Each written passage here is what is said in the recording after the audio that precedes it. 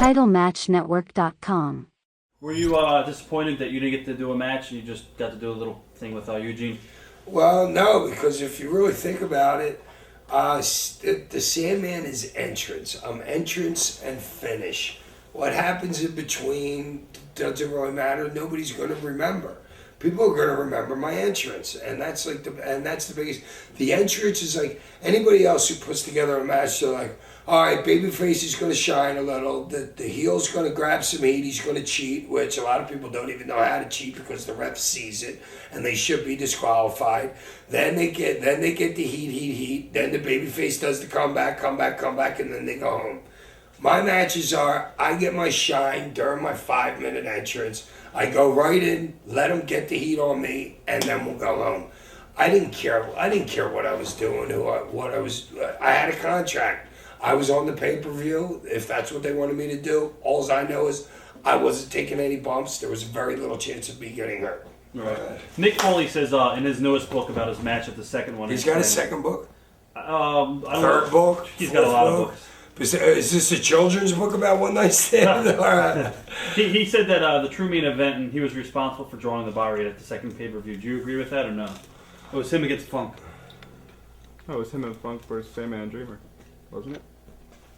I don't remember that. No, he didn't work. I don't think you worked the second pay-per-view, One Night Stand. No, he worked against Eugene. I came out and Eugene. See, I knew this kid would come up with something. It was making Funk. Edge. Yeah. And Edge versus Dreamer and Funk. Yes. It was That's who it was. Didn't they didn't he go through the table on the outside with the barbed wire or something like that? To tell you the truth, I wasn't. Did they have a monitor downstairs? Remember we were down in catering?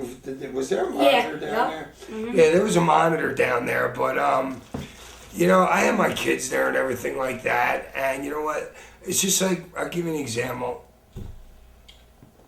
In WWE, you got so many people walking on eggshells. I've been in the business 18 years.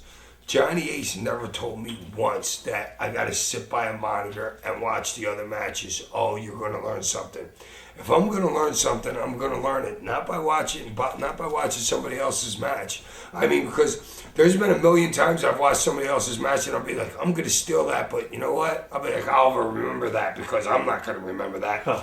You know what I mean? So I'm not the kind of guy that'll watch everybody else's match. It's kind of like, if I'm a defensive lineman, I'm not out there watching the offense work. I'm out there on the defense, I'm looking at sheets or something like that. I'm going over what's going on in my mind, what I'm going to do. And actually that second one, I was worried about how am I going to protect myself because I almost got mugged in that crowd. And it was like maybe the second time. The first time was in Westchester, New York. When who was that guy that ended up working with Dan Colwell that nobody liked with the no hair? He was Dan Colwell's backer. Steve Carroll. Yeah. What the hell was I going to say about Steve Carroll? One that I didn't like him anyway, but I won't say anything bad about him. But I'm not one to sit there and watch. I'm not watching anybody else's match. I will if there's something that I want to do in my match, and I know that I'm 5th, 6th, or 7th, or something like that, and I want to make sure that nobody else does it before me. Then I'll pay attention, or I'll ask somebody, has anybody done this? Like, how many pay-per-views have you seen where the first 3 matches where there's a spot, tackle, drop down, hip toss, clothesline over the top rope? First 3 matches, like, constantly, you know what I mean? Right. The only time I would ever, like, watch somebody, if it was somebody that was interesting to me, Van Dam I would watch. Sabu I would watch.